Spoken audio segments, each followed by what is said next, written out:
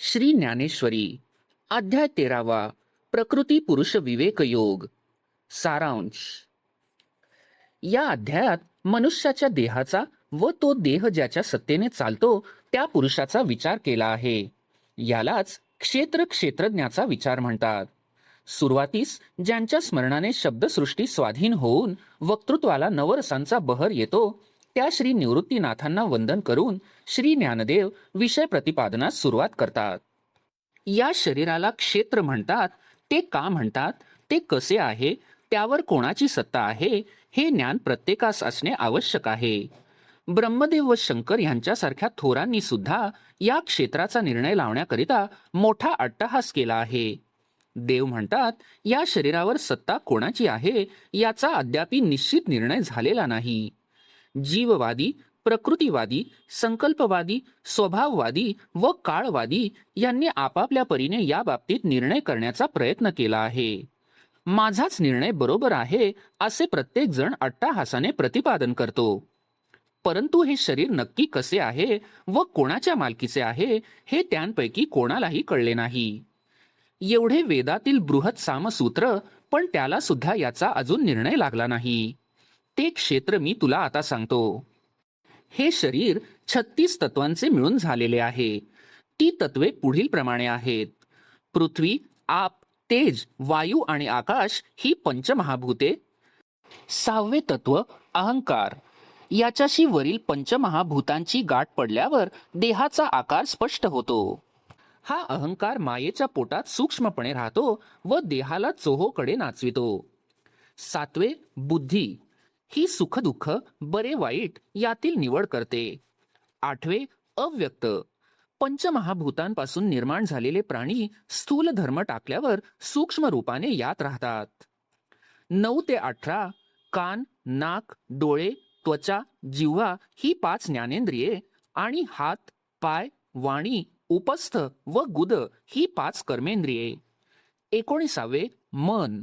हे रजोगुणाचे बनले असून ते अत्यंत चंचल आहे, ते म्हणजे मूर्तिमंत कल्पनाच होय। 20 ते 29 शब्द, स्पर्श, रूप, रस, गंध हे ज्ञानेंद्रियांचे 5 विषय आहेत व या 5 विषयांमुळे ज्ञान बाहेर धावते। त्याप्रमाणे चालणे, बोलणे, देणे घेणे, मळमूत्राचा त्याग करणे हे कर्मेंद्रियांचे 5 विषय आहेत। 30वे इच्छा। जिच्यामुळे विषयांची गोडी उत्पन्न होते ती इच्छा। 31वे द्वेष। इच्छित वस्तू प्राप्त झाली नाही तर उत्पन्न होणारा तो द्वेष। 32वे सुख। इच्छित वस्तूचा लाभ झाला म्हणजे अनुभवाला येते ते सुख। 33वे दुःख। सुखाच्या विरुद्ध धर्माचे ते दुःख। 34वे चेतना। जडाला सचेतन करणारी साक्षीभूत चैतन्याची सत्ता ती चेतना। 35वे धृती। परस्परातील स्वभाव वैर टाकून देऊन पंचमहाभूते या शरीरात जिच्यामुळे एकत्र मैत्रीने राहतात ती धृती। 36वे वरील 35 तत्वांच्या समुदायाला संघात म्हणतात व ही 36 तत्वे मिळून शरीर तयार होते। या शरीरात पाप पुण्य निर्माण होते म्हणून त्याला कौतुकाने क्षेत्र म्हणतात व याची व्याप्ती एवढी आहे की स्थावरापासून परब्रह्माच्या अलीकडील सर्व स्थावर जंगम सृष्टीचा या क्षेत्रात समावेश होतो। आता अत्यंत महत्वाचे जे ज्ञान त्याचा विचार सांगतो। हे प्राप्त करून घेण्याकरिता तपी, योगी, मुनी, वेदाध्ययनी हे आपापल्या साधनांची पराकाष्ठा करून राहिले आहेत। कारण या अफाट संसाराला मुळासकट उपटून टाकून जीवाला साक्षात परब्रह्माची भेट करून देण्याचे सामर्थ्य या ज्ञानात आहे। परंतु शब्दाने या ज्ञानाचे व्याख्यान करता येत नाही।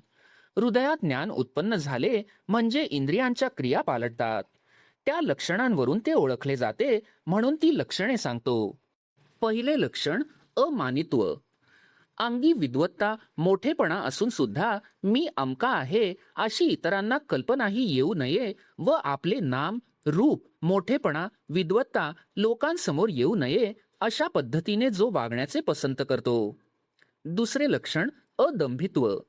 प्राण जाण्याचा प्रसंग आला तरी आपल्या पुण्यकर्माची दाद लोकांना लागू देत नाही। तिसरे अहिंसा। खरी अहिंसा मनात उत्पन्न होत असते। मन हे सर्व इंद्रियांचे प्रेरक असल्यामुळे मनात अहिंसा उत्पन्न झाली की त्याचे चालणे, बोलणे, पाहणे वगैरे सर्व क्रियात प्राणीमात्रांविषयी कृपा व प्रेम ओतप्रोत दिसून येते. चौथे लक्षण शांती. दुःखाचे प्रसंग अंगावर आदळले तरी ते आपलेच स्वरूप आहे असे समजून ते निमूटपणे सहन करतो व आपण सहन करतो याची जाणीवही त्याच्या ठिकाणी नसते. पाचवे आर्जव. अमृताच्या धारेप्रमाणे अंतःकरण सरळ व शुद्ध असून त्याचे सर्वांशी वागणेही त्याचप्रमाणे असते. सहावे गुरुभक्ती. शोकग्रस्त जीवाला ब्रह्मस्थिती प्राप्त करून देण्याचे सामर्थ्य गुरुसेवेत आहे. गुरुभक्त स्वतःला गुरुसेवेला विकून घेतो. तो गुरुचे घर, गाव, देश, गुरुसंबंधी निर्जीव व सजीव वस्तू यांच्या प्रेमाने वेडा झालेला असतो. त्याला गुरुसेवेशिवाय इतर काही गोड लागत नाही. ध्यानी मनी फक्त गुरुसेवाच. आपण एकट्यानेच गुरूंची सर्व भावाने व सर्व प्रकारांनी सेवा करावी अशी मनात वृत्ती असते. प्रत्यक्ष क्रिया तर मनाच्या पुढे धावते. देह पडल्यावरही आपल्या मृतदेहातील पंचमहाभूते गुरुसेवेसाठीच खर्च व्हावीत व जन्मोजन्मी त्यांची चरणसेवा घडावी अशी उत्कट इच्छा तो बाळगून असतो. सातवे शुचित्व. आत विमळ आत्मज्ञान व बाहेर शुद्ध कर्माचरण असल्यामुळे तो स्फटिकाच्या तावदानात ठेवलेल्या दिव्याप्रमाणे शोभून दिसतो. आठवे स्थैर्य. प्रारब्धानुसार दुःख शोकांचे प्रसंग देहावर प्राप्त झाले तरी त्याच्या मनाची बैठक बिघडत नाही. नववे अंतःकरण निग्रह. यमदमादी साधनांनी त्याने आपले मन इंद्रियांच्या तावडीतून दूर करून चैतन्याशी समरस केलेले असते. दहावे वैराग्य. ऐहिक व पारत्रिक भोगांबद्दल अरुची व एकांतात शमदमादी पारमार्थिक साधने करण्याकडे त्याच्या अंतःकरणाची ओढ असते. अकरावे अनहंकार. उत्तम रीतीने कर्मे करूनही ती मी केली असा अभिमान यत्किंचितही त्याला वाटत नाही.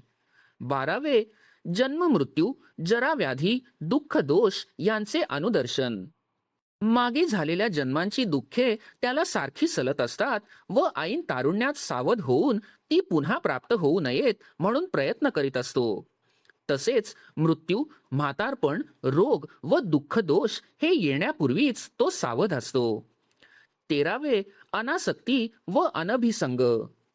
देह व तत्संबंधी स्त्री, मुले व घरदार यात राहत असूनही त्यांना तो चिकटलेला नसतो व त्याची वाटसरूप्रमाणे उदास वृत्तीने राहण्याची अनासक्त वृत्ती दिसून येते.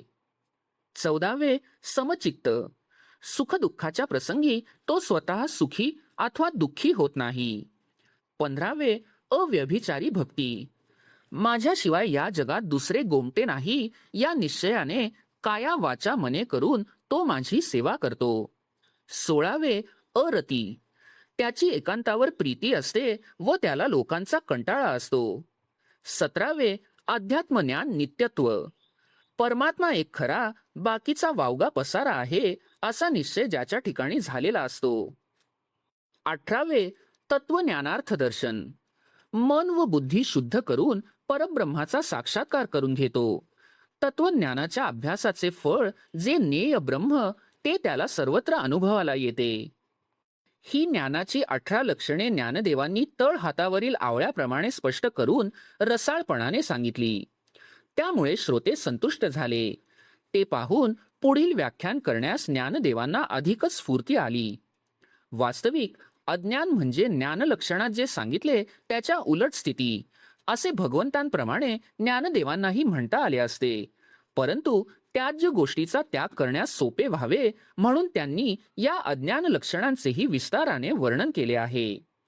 त्याचा थोडक्यात मतितार्थ असा, जो गर्वाने फुगून जातो, आपण केलेल्या पुण्यकर्माची दवंडी पिटून लोकांकडून मानमान्यता मिळवतो, जगाला पीडा व दुःख देतो, दुःखाने दडपून जातो, मनात घात करण्याची वृत्ती ठेवून बाहेरून प्रामाणिकपणाचे ढोंग दाखवतो, गुरुपासून विद्या घेऊन त्यांच्यावरच उलटतो, त्याचे मन अमंगळ व क्रियाही निषिद्ध असते, यत्किंचित लाभासाठी नियमापासून ढळतो, त्याच्या मनाला कोणताच निग्रह नसून ते सैराट हिंडत असते, जन्मभर विषय भोगूनही त्याचा त्याला वीट येत नाही, या जगात मीच काय तो आहे अशा अभिमान वृत्तीने व दुसऱ्याविषयी मत्सर ठेवून राहतो.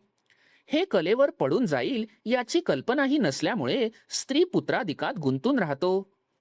पुढे येणारे म्हातारपण, रोग व दुःखे यांबद्दल चुकून सुद्धा विचार करीत नाही. आज एक उद्या दुसरे अशी देवता विषय प्राप्तीकरिता पूजित असतो. त्याला एकांताचे वावडे असून सदा लोकांच्या गलबल्यात राहतो.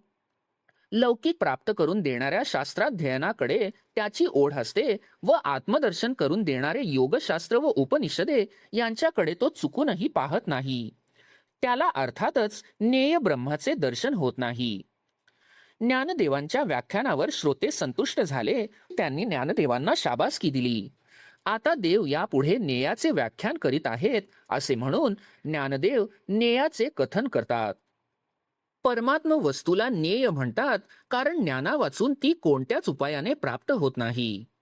हे ज्ञेय जाणले असता मनुष्य कृतकृत्य होऊन नित्यानंदाने भरून जातो.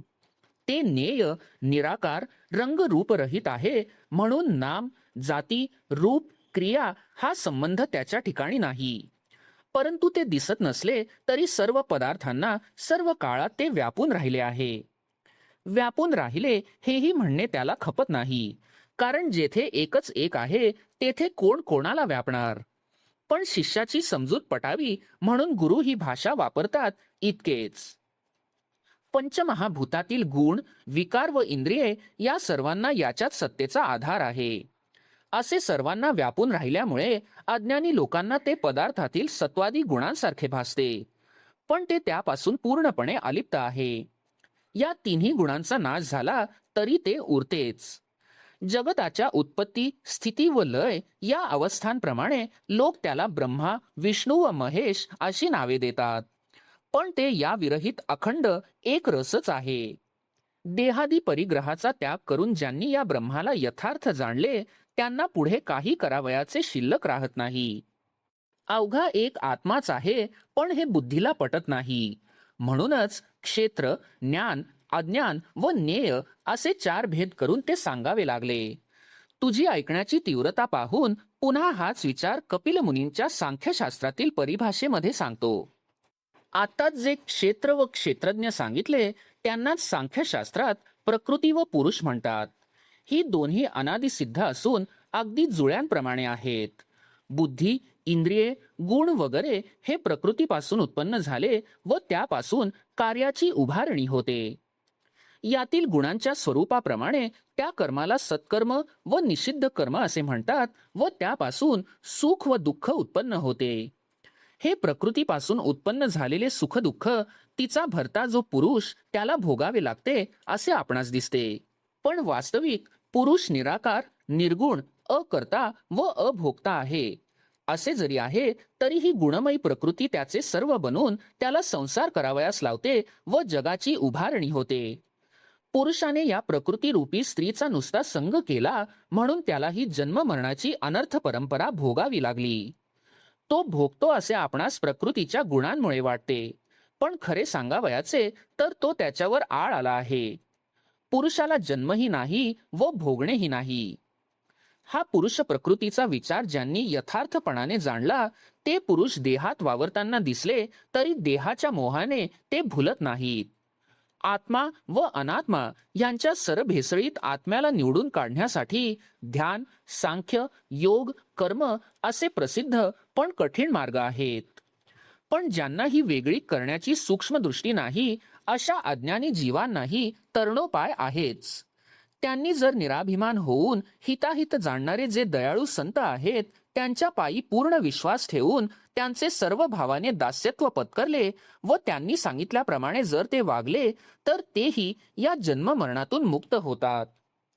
सांगण्याचे तात्पर्य इतकेच की हे सर्व भिन्न दिसणारे प्राणी एकाच वस्तूपासून उत्पन्न झाले आहेत. या चित्रविचित्र भूतांना व्यापून असणारी वस्तू एकच व अविनाशी आहे. परंतु दुर्दैवी लोकांना त्यातील एकत्व न दिसता अनेकत्व दिसते. जे थोडेसे भाग्यवान लोक आहेत त्यांची द्वैत कल्पना नाहीशी झाल्यामुळे त्यांना अनेकात एक असणारी वस्तू दिसते. ते पाहतील तिकडे त्यांना एक ब्रह्मच दिसते. अशा साम्य स्थिती शय्येवर ते सुखाने निजलेले असतात. देह गुणवान, नाशिवंत व दुःखरूप आहे व देहात राहणारा परमात्मा हा निर्गुण, नित्य व आनंद रूप आहे. तो देहाच्या गुणधर्माने यत्किंचितही लिप्त होत नाही.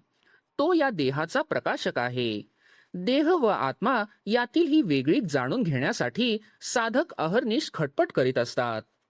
पदार्थाच्या भिन्न भिन्न रूपाने ही नाशिवंत प्रकृती पसरली आहे व आत्मा तिच्यापासून अगदी वेगळा आहे असा अपरोक्ष अनुभव आल्यावर ते ब्रह्मापासून भिन्न राहत नाहीत.